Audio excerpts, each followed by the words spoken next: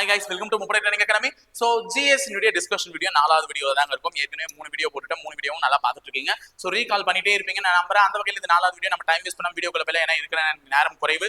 Sir ரீகாலிங்க்கு தான் இந்த வீடியோக்குள்ளே வரீங்க. அப்ப ரீகால் பண்ணிட்டு போங்க அதான் பெட்டர். சோ ஃபர்ஸ்ட் क्वेश्चन தேசிய மனித உரிமைகள் ஆணையம் எப்பொழுது அமைக்கப்பட்டதுன்னு சொல்லிட்டு கேட்டிருக்காங்க. சோ கேட்டிருக்கிறது மாநிலமா தேசியமா ஒரு தடவை வாசி. சும்மா அவசரப்பட்டுட்டு ஏதோ ஒண்ணு போட்டுறக்கூடாது.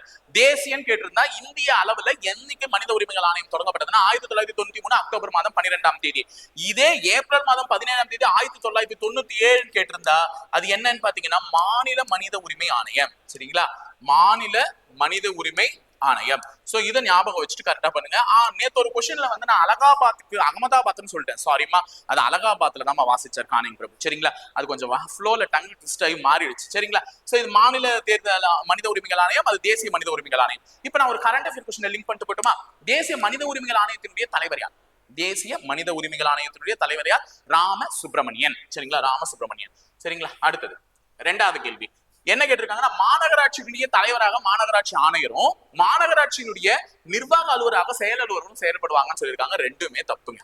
சரிங்களா, அப்ப மாநகராட்சி ஆணையர் என்பவர் தான் இதுக்கு செயல்படுவார். இது கிடையவே கிடையாது. சரிங்களா, மாநகராட்சி நிர்வாக அலுவலர் யாரு? மாநகராட்சி ஆணையர்.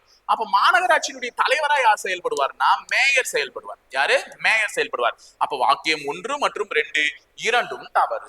சரிங்களா, பாத்துக்கோங்க. அப்ப மாநகராட்சியினுடைய தலைவர் மேயர், மாநகராட்சியின் நிர்வாக அலுவலர் யாருன்னு பாத்தீங்கன்னா மாநகராட்சி ஆணையர். சரிங்களா, அடுத்து 3வது கேள்வி முதலில் நுண்ணோக்கியை வடிவமைத்தவர் யார் அப்படின்னு சொல்லிட்டு கேக்குறாங்க. ஆண்டன் வான் லூவன்ஹீக். ஓகேவா, ஆண்டன் வான் லூவன்ஹீக் தான் என்ன வடிவமைச்சிருப்பாரு? நுண்ணோக்கியை வடிவமைச்சிருப்பாரு.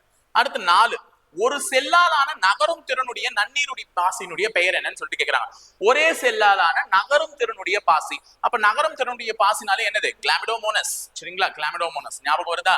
அடுத்து 5 பின்னடையும் பருவக்காற்று என அழைக்கப்படக்கூடிய பருவக்காற்று எதுன்னு சொல்லிட்டு கேட்டிருக்காங்க. முக்கியமான ஒரு கொஸ்டின், பின்னடையும் பருவக்காற்று. ஏன் இந்த காற்றுக்கு பின்னடையும் பருவக்காற்றுன்னு சொன்னாங்கன்னா தென்மேற்கு பருவ காற்றினுடைய மழைக்காலம் என்னன்னு தெரியும். அதாவது ஜூன்ல ஆரம்பிச்சு செப்டம்பர் வரையும். அன்னைக்கு நான் ஜூலை டு செப்டம்பர் சொன்னேன். இல்ல சார் ஜூன் டு செப்டம்பர் சொன்னீங்க. Okay fine. சரிங்களா, அது தென்மேற்கு பருவக்காற்றினுடைய மழைக்காலம். அந்த தென்மேற்கு பருவக்காற்றினுடைய மழைக்காலத்தப்போ எங்க இருந்து? கடல்ல இருந்து காற்று வந்து நிலப்பகுதிக்கு வரும். அப்ப கடல்ல இருந்து நிலப்பகுதியை நோக்கி காற்று வீச ஆரம்பிக்கும். அதனால மழையை பெறும். தமிழகத்துல வந்து மேற்கு மாவட்டங்களுக்கு எல்லாம் அந்த மழையை கொடுக்கும். இப்போ கொஞ்ச நாள் கழிச்சு தென்மேற்கு பருவமழை நின்ன உடனே வடகிழக்கு பருவமழை ஸ்டார்ட் ஆகும். அதாவது நம்ம இப்ப மழையை வாங்கிட்டு இருக்கோம்ல அந்த டைம் அப்போ நிலத்துக்கு வந்துச்சுல அந்த காத்து. விருந்தாளியா இருந்தாலும் 3 நாள் தான் மரியாதை. அந்த மாதிரி காத்தா இருந்தாலும் மரியாதை அவ்வளவுதான். நீ வந்திய நிலத்துக்கு மூடிட்டு நீ போ கடலுக்கு அப்படின்னு சொல்லிட்டு திருப்பி அனுப்ப வேண்டியதுதான். அப்போ நிலப்பகுதியிலிருந்து கடலுக்கு மறுபடியும் செல்றதுனாலதான் அந்த காற்றினுடைய பெயர் என்னது? பின்னடையும் பருவக்காற்று.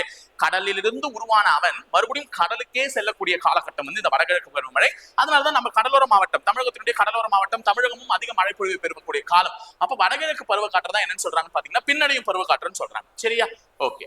அடுத்த 6வது கேள்வி மேக்னடைட் தரமான ஒரு இரும்பு தாது வகைன்னு சொல்றாங்க. ஆமாங்க, என்ன பொறுத்த வரையும். ஏன்னா இரும்பினுடைய தாது வகையில இருந்து நமக்கு கிடைக்கிறது ஹேமடைட், மேக்னடைட் எல்லாமே சொல்லலாம். ஹேமடைட் அதிகமா கிடைக்கணும்னு சொல்லலாம். ஆனா தரமான, இந்த வார்த்தை ரொம்ப முக்கியம், தரமானனா மேக்னடைட் கிட்டத்தட்ட 97% அந்த இரும்பு இருக்குல்ல அது இருக்கும். சோ மேக்னடைட் என்பது ஒரு தரமான இரும்பு தாது வகை. விஸ்வேஸ்வரய்யா இரும்பு எஃகு ஆலை கர்நாடகாவில் உள்ளது. சோ ரெண்டுமே சரி, கூற்று 1, 2 சரி. சரிங்களா, அடுத்தது 7வது கேள்வி பொறுத்துக. உட்கரு. சரி, எனக்கு இந்த எலக்ட்ரான் பார்த்தோன்னே எனக்கு ஜே தாம்சன் தான் இருக்குது. ஏன்னா அது மட்டும் தான் டக்குன்னு நமக்கு தெரியும். அப்ப C-ல 4 வரக்கூடிய மாதிரி ஆப்ஷன் இது ஒண்ணு தாங்க இருக்கு. அப்பயே முடிஞ்சிருச்சு. 2 1 4 3 இந்த மாதிரி கூட நமக்கு சிம்பிளா ஆப்ஷன்ஸ் இருக்கும். ஏன்னா உங்க போர்டு வந்து நான் இதுவரையும் பார்த்த வரையும் நானா கூட இப்படி விற்கலாமா, அவனை இப்படி டார்ச்சர் பண்ணலாமா, நான் எங்க அகாடமில சேர்ந்த பசங்களுக்கு நிறைய டார்ச்சர் பண்ற மாதிரி ஆப்ஷன்ஸ் எல்லாம் செட் பண்ணுவேன் உளவியல் எல்லாம். ஆனா உங்க போர்டு உங்களுக்கு இதுவரையும் டார்ச்சரே பண்ணதில்லை. சிம்பிளா ஆப்ஷன்ஸ் வைக்கிறாங்க. அதனால பயப்படாம போய் எக்ஸாம் எழுதுங்க, கரெக்டா எழுதிடலாம். சரிங்களா, 8வது கேள்வி எந்த தனிமத்தினுடைய உட்கருவில் நியூட்ரான்கள் காணப்படுவதில்லைன்னு சொல்லிட்டு கேக்குறாங்க. நியூட்ரான்கள் வந்து அதாவது உட்கரு இருந்தா தானங்க நியூட்ரான். உட்கருவுல நியூட்ரான்கள் காணப்படுவதில்லைன்னா ஹைட்ரஜன் தனிமத்துல தான். ஏன்னா ஹைட்ரஜனின் ஐசோடோப்பான புரோட்டீனியம், அதானே நான் எழுதியிருக்கேன், புரோட்டியம். கரெக்ட், புரோட்டியம் சொல்லுவாங்க. சரிங்களா, அந்த புரோட்டியம்ல ஒரு புரோட்டான் மட்டும் தான் இருக்குமே தவிர எது இருக்காது? நியூட்ரான் இருக்காது. சோ நியூட்ரான்கள் காணப்படுவது இல்லை. சரிங்களா, அப்ப ஹைட்ரஜன். பொருந்தல் இது வந்து கரண்ட் அஃபேர்ஸ்ல கொடுத்திருக்காங்க. பொருந்தல் என்பது திண்டுக்கல். ஏன்னா சாவி பூட்டுக்கு பொருந்தணும். அப்ப பூட்டுக்கு ஃபேமஸ் எது? திண்டுக்கல். அப்ப பொருந்தல்னாலே திண்டுக்கல். புரியுதுங்களாமா? பொருந்தல்னா சாவி பூட்டுக்கு பொருந்தனாதான் ஓபன் பண்ண முடியும். பூட்டுக்கு ஃபேமஸ் ஆன ஒரு திண்டுக்கல். அப்ப பொருந்தல் வந்து திண்டுக்கல். கொடுமணல் ஈரோடு. மணல் இருந்தாதான் ரோடு போட முடியும். ஈரோடு. கீழடி சிவகங்கை. சரிங்களா? வெம்பக்கோட்டை விருதுநகர். வெம்பக்கோட்டை விருதுநகர். சோ 2 3 4 1 சொல்லக்கூடிய சி ஆப்ஷன் கரெக்ட். இப்ப மேலும் சில அகழ்வாய்வு தளங்களை கேட்கிறேன், ஞாபகம் வருதான்னு பாருங்க. எப்படி வெம்பக்கோட்டையை விருதுநகர்னு சொன்னீங்களோ பொற்பனை கோட்டையை எங்க சொல்லுவீங்க? புதுக்கோட்டை. பொற்பனை கோட்டை எங்க? புதுக்கோட்டைன்னு சொல்லுவோம். அதே மாதிரி கீழ் நாமண்டி அப்படின்னு சொல்லிட்டு ஒரு அகழ்வாய்வு தளம் கரண்ட் அஃபேர்ஸ்ல அடிப்பட்டதுதான் இதெல்லாம். மருங்கூர்னு கேட்டா கடலூர். கீழ் நாமண்டின்னு கேட்டா எங்க சொல்லுவோம்? திருவண்ணாமலை. ஆதிச்சநல்லூர்ல எங்க இருக்கு? சிவகலையில எங்க இருக்குன்னா தூத்துக்குடி. ஓகேவா? அந்த மாதிரி ஆதிச்சநல்லூர்னா கள்ளக்குறிச்சி. இந்த மாதிரி நிறைய இருக்குல்ல. குறும்பன் மேடு அது எங்க இருக்குன்னா தஞ்சை பகுதியில இருக்கு. தஞ்சை. ஓகேவா? சோ இதெல்லாம் தெரிஞ்சு வச்சுக்கோங்க. அடுத்து 10வது கேள்வி, சரியான கூற்றை தேர்ந்தெடுன்னு சொல்லிட்டு சொல்றாங்க. அலாவுதீன் கில்ஜி என்பவர் அடையாள நாணய முறையை அறிமுகப்படுத்தியவர் அலாவுதீன் கில்ஜியே இல்லையுமே. நமக்கு சரியானதுன்னு கேட்டிருக்காங்க. அப்ப இது யாருன்னா முகமது பின் துக்ளக். கரெக்டா? முகமது பின் துக்ளக். முகமது பின் துக்ளக் தான் அடையாள நாணய முறையை ஏற்படுத்தியவர். அது தெரிஞ்சுக்கோங்க. இப்ராஹிம் லோடி தனது பதவியை துறந்தாருன்னா துறக்கல. அவரு இதுதான் போர்ல தான் இது தோத்து போனாரு. முகமது பின் துக்ளக் விவசாய கடனை தள்ளுபடி செய்தார்னா விவசாய கடனை அறிமுகப்படுத்தியதுதான் முகமது பின் துக்ளக். அப்ப தள்ளுபடி செய்தது யாருன்னா ஃபெரோஸ் ஷா துக்ளக். சரிங்களா? ஃபெரோஸ் ஷா துக்ளக். கரெக்ட் தானே? கரெக்ட். ஃபெரோஸ் ஷா துக்ளக். ஓகேவா? அப்ப இது எல்லாமே தவறுதான். அப்ப சரியானது இந்து கடவுள் லட்சுமி பொறித்த நாணயத்தை முகமது கோரி வெளியிட்டார் என்பது சரி. சரிங்களா? இந்து கடவுள் லட்சுமி பொறித்த நாணயத்தை முகமது கோரி வெளியிட்டார். இழை ஒலியியலின் தந்தை யார்? நரேந்தர் சிங் கபானி. நரேந்தர் சிங் கபானி இவர் தான் இழை ஒலியியலின் தந்தைன்னு சொல்லுவாங்க. சரிங்களா? அடுத்தது 12வது கேள்வி. ஹேலி என்பது ஒரு சிறுகோள். ஹேலி 76 ஆண்டுகளுக்கு ஒரு முறை நம்மால் பார்க்க முடியும். இது கரெக்ட் தான். 76 ஆண்டுகளுக்கு ஒரு முறை தான் நம்ம ஹேலின்றதை பார்க்க முடியும். ஆனா அது ஒரு சிறுகோள்னு சொல்றாங்களே, தப்பு. அது ஒரு வால் நட்சத்திரம்.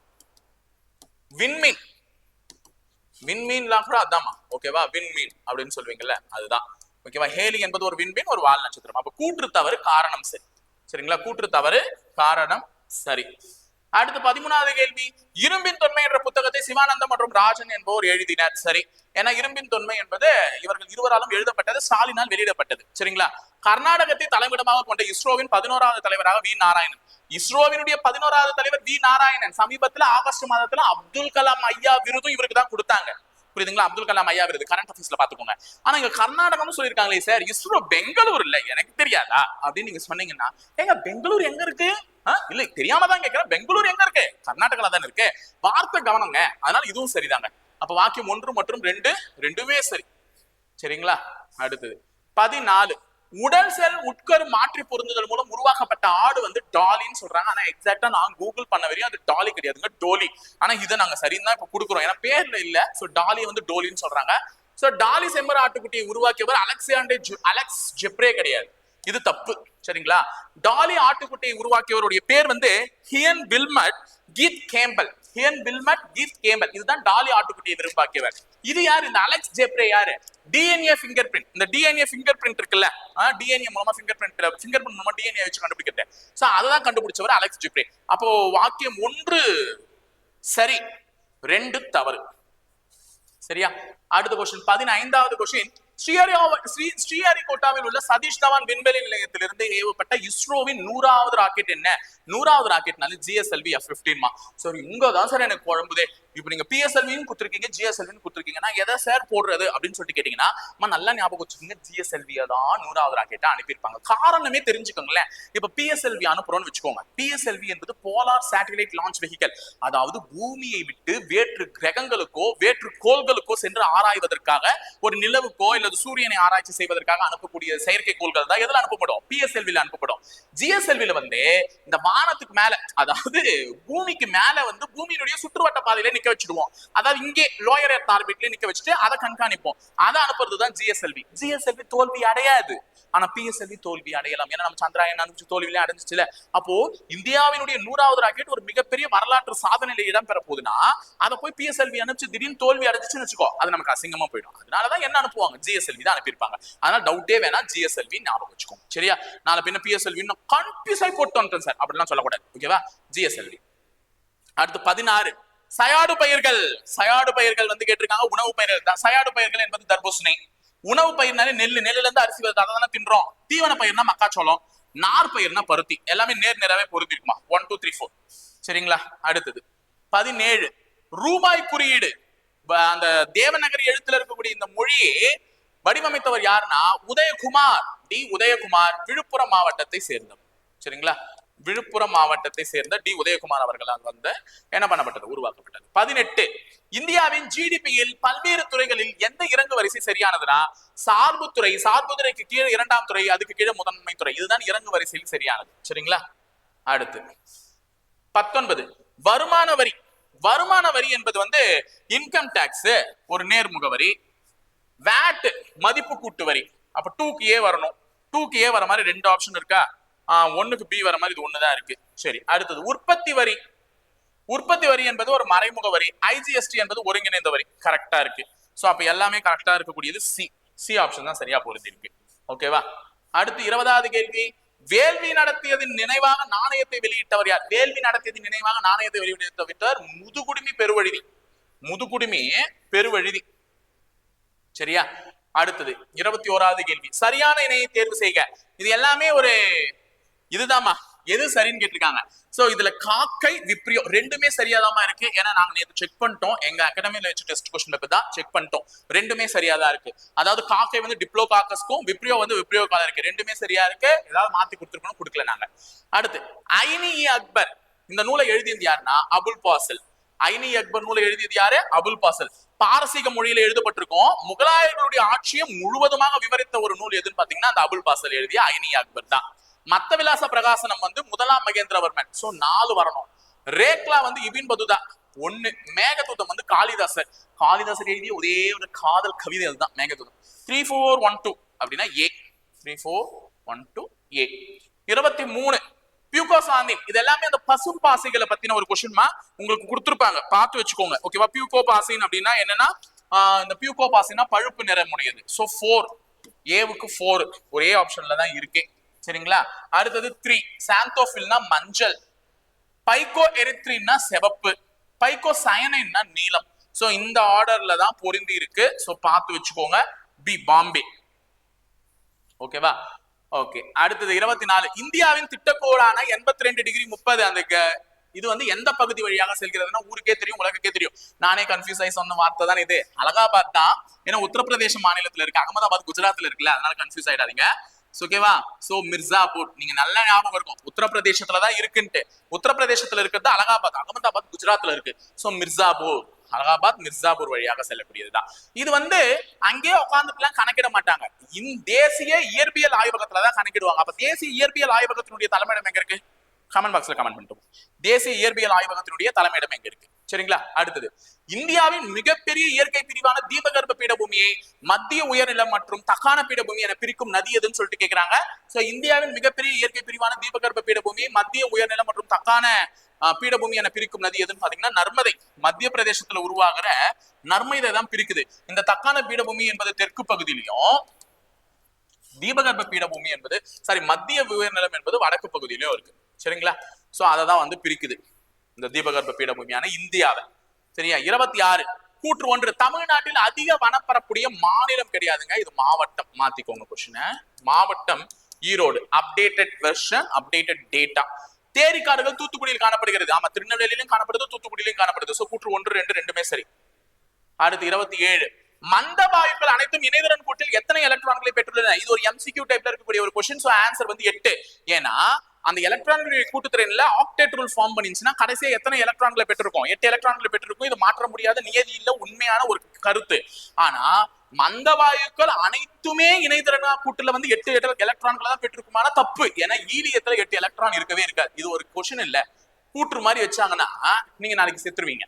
அப்போ ஒரு கூற்றுல மந்த வாயுக்கள் அனைத்தும் அதனுடைய இணைதிறன் கூட்டில் 8 எலக்ட்ரான்களை பெற்றிருக்கும் என்பது சரியா தவறான? தவறு. ஏன்னா மந்த வாயுக்கள் அனைத்தும் கிடையாது.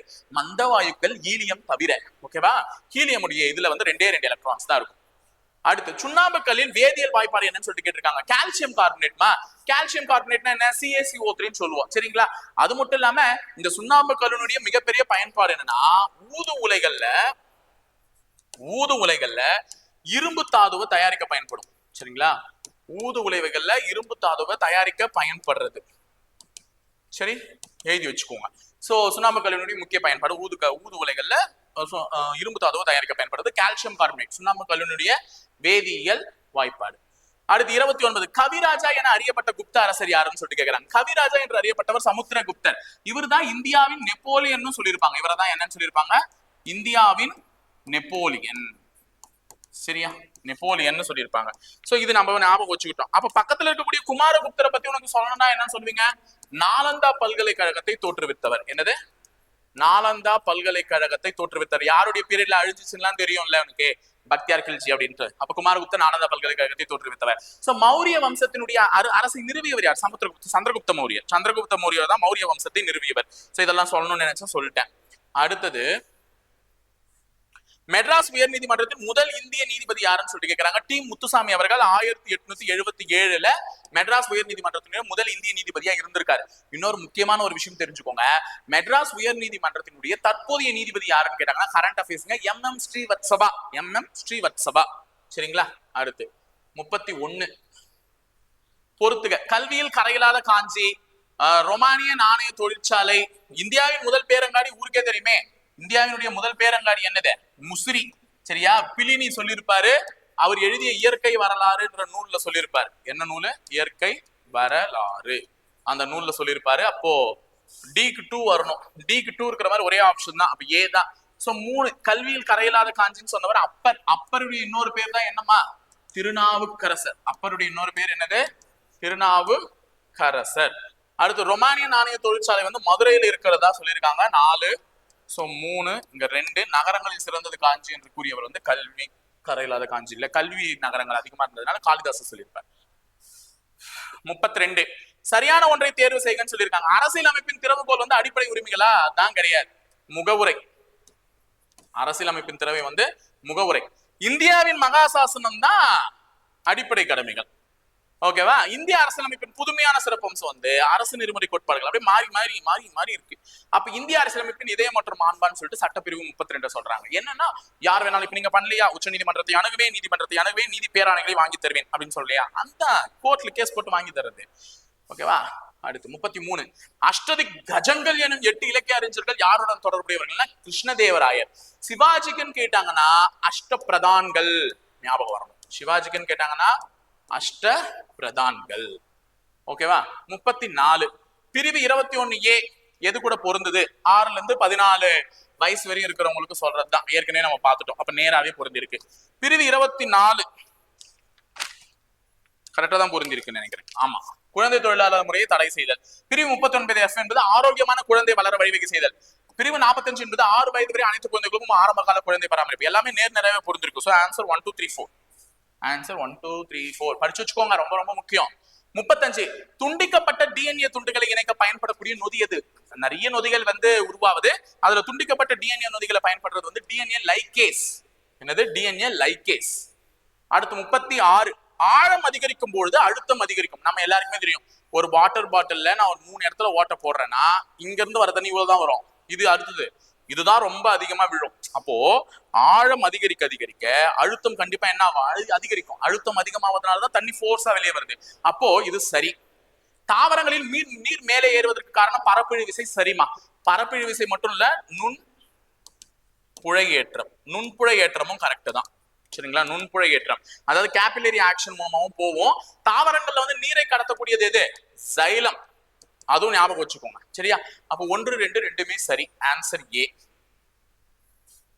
37 சார்லோட் கூப்பர் என்பவர் யார்? அவங்கன்னா ஒரு டென்னிஸ் வீராங்கனை. சரிங்களா? டென்னிஸ் வீராங்கனை. அப்ப யாரோட சம்பந்தப்படுத்தலாம்? ஒலிம்பிக்கில் தங்கம் என்ற முதல் பெண். 1900 நடந்த ஒலிம்பிக்ல தங்கம் என்ற முதல் பெண் தான் சார்லோட் கூப்பர். அப்ப விண்வெளிக்கு சென்ற முதல் பெண் வந்து ரஷ்யாவை சேர்ந்தவர். நம்ம இந்தியாவில இருந்து கேட்கலங்க, ஜெனரலா கேட்டிருக்காங்க. அப்ப ரஷ்யாவை சேர்ந்த வாலண்டினா தெரஸ்கோவா. ரஷ்யாவை சேர்ந்த வாலண்டினா தெரஸ்கோவா அவங்கதான் வந்து விண்வெளிக்கு சென்ற முதல் பெண், தெரஸ்கோவா. ஓகேவா? எவரெஸ்ட் சிகரத்தை அடைந்த முதல் பெண் வந்து ஜப்பான் நாட்டை சேர்ந்த பெண். நம்ம இந்தியாவில யார் யாரெல்லாம் போனாங்கன்னு சொல்லிட்டு நான் ஒரு ஷார்ட்ஸ்ல சொல்லிட்டு இருக்கேன், அதை போய் பாத்துக்கோங்க. இவங்க வந்து ஜூங்கோ தபே. ஜூங்கோ தபே. ஓகேவா? இப்ப இவங்க வந்து ரொம்ப முக்கியமான ஒரு பெண். நோபல் பரிசு பெற்ற முதல் பெண் வந்து மேரி கியூரி. Marie Curie. இவங்க தான் வேதியியலுக்கும் இயற்பியலுக்கும் சேர்த்து நோபல் பரிசு பெற்ற ஒரே ஒரு அறிவியல் அறிஞர். ஓகேவா? நிறைய பேருக்கு இயற்பியலுக்கு மட்டும் தான் கொடுத்துருப்பாங்க, நிறைய பேருக்கு வேதியியலுக்கு மட்டும் தான் கொடுத்துருப்பாங்க. ஆனா ரெண்டுத்துக்குமே வாங்கின ஒரு ஆள் யாருன்னா நம்மளுடைய மேரி கியூரி அம்மையார் தான். நாளைக்கு அவங்களுக்கு பிறந்த நாளுங்க. சரிங்களா? நவம்பர் 7. அதனாலதான் அவங்க வந்து பிறந்த தினமான அன்னைக்கு வந்து என்ன சொல்லுவாங்கன்னு பாத்தீங்கன்னா தேசிய புற்றுநோய் விழிப்புணர்வு தினம். இவங்க புற்றுநோயால தான் இறந்தாங்க, அதனால தேசிய புற்றுநோய் விழிப்புணர்வு தினம் அன்னைக்கு தான் சொல்லியிருப்பாங்க, நவம்பர் 7. சோ இதே தேதியில தான் சர் சி வி ராமனும் பிறந்திருப்பார். சரிங்களா? இயற்பியலுக்கு நோபல் பரிசு வென்றவர். 38. உடனே கேட்பீங்களே, பிப்ரவரி 28 தானே சார் அறிவியல் தினம், அன்னைக்கு தான் சர் சி வி ராமன் பிறந்திருப்பாரு. அது பிறந்தது இல்லமா, அது வந்து அவர் வந்து கண்டுபிடிச்சாரு ராமன் விளைவு. அது கண்டுபிடிச்ச நாள். சரிங்களா? காற்றினுடைய ஒளிவிலகல் என்னன்னா 1. அப்ப 1.3 எதுக்கு, 1.5 எதுக்கு, 1.5 கண்ணாடி, 1.33 வந்து நீரு. அப்போ வைரத்துக்கு என்ன? கமெண்ட் பாக்ஸ்ல கமெண்ட் பண்ணுங்க. ஓகேவா? தெரியும்ல 2 பாயிண்ட் என்னன்னு சொல்றேன்றது ஞாபகம் வச்சுக்கோங்க. அடுத்து அட்லஸ் 66 புரதம் செறிந்த கோதுமை ரகம் ஆகும்னா சரி. புரோட்டீனா அப்படின்னு சொல்றாங்க. இது ஆக்சுவலா புரோட்டீமா. புரோட்டீமா சக்தி ரத்னா லைசின் என்ற அமினோ அமிலம் செறிந்த கலப்பின மக்காச்சோளம். ரெண்டுமே சரி. ஆக்சுவலா ஸ்பெல்லிங் மிஸ்டேக்ல அங்க புரோட்டீன் நான் கொடுத்துட்டு இருக்கோம், அது புரோட்டீமா. ஓகேவா? 40. வட்டார வளர்ச்சி அலுவலர் எதன் தலைவராக செயல்படுகிறார்? ஒரு வட்டார வளர்ச்சி அலுவலர் ஊராட்சி ஒன்றியத்தினுடைய தலைவராக வந்து செயல்படுவார். சரிங்களா? ஊராட்சி ஒன்றியம் ஞாபகம் வச்சுக்கோங்க. அடுத்தது விதான் பரிஷத். விதான் பரிஷத்னாலே சட்டமேலவை. அதாவது இந்தியாவில மொத்தம் 6 மாநிலங்கள்ல இன்னுமே சட்டமேலவை இருக்கு. தமிழகத்துல எல்லாம் வந்து எம்ஜிஆர் காலத்துல 1986 ஒழிச்சு கட்டிட்டாங்க. ஆனா இந்தியாவில இன்னும் இருக்கு. அது எந்த மாநிலங்கள்னா அது ஷார்ட்கட் ஞாபகம் வச்சுக்கிறதுக்கு தான் கும்பட் அப்படின்னு ஒரு வீடியோல சொல்லியிருப்பேன். கேனா கர்நாடகம். அப்ப இந்தியாவில் சட்டமேலவை இருக்கக்கூடிய மாநிலங்கள் எதுன்னு தெரிஞ்சு வச்சுக்கோங்க. கேனா கர்நாடகம், இது உத்தரப்பிரதேசம், யூனா கும்பட், எம்னா மகாராஷ்டிரா, பீனா பீகார், ஏ ஆந்திரா, டி தெலுங்கானா. சரிங்களா? அப்ப நம்ம அண்டை மாநிலங்களே 4 இருக்கு. கர்நாடகா, ஆந்திரா, தெலுங்கானா இதுங்களுக்கு எல்லாம் இருக்கு. சரிங்களா? சட்ட மேலவை இருக்குது. அததான் விதான் பரிஷத்துன்னு சொல்றாங்க. அப்ப சட்ட மேலவை தான் என்னன்னு சொல்றாங்க? விதான் பரிஷத். அப்ப இந்தியாவினுடைய தலைமை தேர்தல் ஆணையம்னு ஒண்ணு சொல்றாங்களா, எலெக்ஷன் கமிஷன் ஆஃப் இந்தியா. அந்த இந்தியாவினுடைய தேர்தல் ஆணையத்தை என்னன்னு சொல்லுவாங்கன்னா நிர்வாச்சன் சதான். என்னது? நிர்வாச்சன் சதான் அப்படின்னு சொல்லுவாங்க. சரியா? சன்சத் அப்படின்னு எதை சொல்லுவாங்கன்னா இந்தியாவினுடைய நாடாளுமன்றத்தை சொல்லுவாங்க, சன்சத். சரியா? தெரிஞ்சுக்கோ அந்த சமஸ்கிருத பெயர்கள். இந்தியாவில் முதல் முறையாக பொது சிவில் சட்டம் எந்த மாநிலத்தில் நிறைவேற்றப்பட்டது? ஊருக்கே தெரியும், உத்தரகாண்ட்ல தான் நிறைவேற்றப்பட்டது. யூனிஃபார்ம் சிவில் கோட் அப்படின்னு சொல்லக்கூடிய பொது சிவில் சட்டம். பொறுத்துக. ஓம்கரேஸ்வர் மிதக்கும் சோலார் திட்டம் எங்க இருக்கு? ஓம்கரேஸ்வர் மிதக்கும் சோலார் திட்டம் 3 மத்திய பிரதேசத்துல இருக்கு. 3ன்னு வச்சுக்கலாமா? ஏன்னா 2 இடத்துல இருக்கா. காந்தி சாகர் வனவிலங்கையும் மத்திய பிரதேசத்துல இருக்கு. 3-4. அகோனி போற அரிசி எங்க இருக்கு? அசாம். இன்டர்போலினுடைய தலைமையகம் லியான். 3421 சி. இதெல்லாம் கரண்ட் அஃபேர்ஸ்ல எடுத்துட்டு இருக்கேன். அடுத்து மனாஸ். தவறான இணையை கேட்டிருக்காங்க. மனாஸ் அசாம்ல இருக்குமா? காசிரங்கா அசாம் தான், மனாஸ் அசாம் தான், திப்ருசாய் கோவா அசாம் தான், ஓரங் அசாம் தான். அது மாதிரி நிறைய இருக்கும். மன்னார் வளைகுடா தமிழ்நாட்டில் இருக்காங்க. அதான் காரியாச்சிலி தீவு இருக்குன்னு கூட கரண்ட் அஃபேர்ஸ்ல படிச்சிருக்கோம். காரியாச்சிலி தீவு. சிம்லிபால் வந்து ஒடிஷாவில தான் இருக்கு. 107வது தேசிய பூங்கா இந்தியாவினுடையது. ஆனா நந்தாதேவி வந்து இமாச்சல் பிரதேசத்துல இல்ல. நந்தாதேவி எங்க இருக்குன்னா உத்தரகாண்ட்ல இருக்கு. அப்ப தவறான இணை வந்து நந்தாதேவி இமாச்சல் பிரதேசம் தான். சரிங்களா? டி. இதுதான் தவறு. Last and final question. உங்க நேரத்தை வீணடிக்காம சீக்கிரம் முடிச்சிட்டேன். பறவைகள் சரணாலயம் அது அமைந்துள்ள மாவட்டங்கள் கொடுத்திருக்காங்க. சக்கரக்கோட்டை தமிழகத்தினுடைய ராம்சார் தலமாக தேர்ந்தெடுக்கப்பட்ட தேர்த்தங்கால் சக்கரக்கோட்டை ரெண்டுமே ராமநாதபுரம். பழவேற்காடு திருவள்ளூர். அடுத்தது வேட்டங்குடி, வேட்டங்குடி சிவகங்கை. வடுவூர் திருவாரூர். சரியா? 4321 அப்படின்னு சொல்லக்கூடிய சி. இன்னுமே நிறைய இருக்குமா? நான் சொல்றதெல்லாம் ஞாபகம் வருதான்னு பாருங்க. நஞ்சராயன் குளம் பறவைகள் சரணாலயம் திருப்பூர் மாவட்டத்துல இருக்கு. நஞ்சராயன் குளம். வேடந்தாங்கல் காஞ்சிபுரத்துல இருக்கு. கூந்தன் குளம் திருநெல்வேலியில இருக்கு. காரைவெட்டி அரியலூர். அப்ப காரைவெட்டி அரியலூர், கூந்தன் குளம் திருவள்ளூர். இப்ப காஞ்சிபுரத்துல ஒண்ணு பார்த்தோம், அது என்னது? வேடந்தாங்கல். நஞ்சராயன் குளம் திருப்பூர். இன்னொன்னு கழுவெளி பறவைகள் சரணாலயம் விழுப்புரத்துல. சரிங்களா? சரி, எல்லாமே ஞாபகம் இருக்கா? இன்னைக்கு நிறைய விஷயத்த கத்துக்கிட்டு இருப்பீங்க. அந்த ஜிஎஸ் மூலமா நிறைய ரீகால் பண்ணிருப்பீங்க. அடுத்து லாஸ்ட் ஒரே நாள், நாளைக்கு ஒரு நாள் தான் வீடியோங்க நான் போட்டுருவேன். சனிக்கிழமை எல்லாமே ஃப்ரீ, நீங்க உட்காந்து நிம்மதியா படிக்கலாம். சோ பாத்துட்டே இருங்க, இணைந்திருங்கள், தொடர்ந்து பயணிப்போம். நன்றி, வணக்கம்.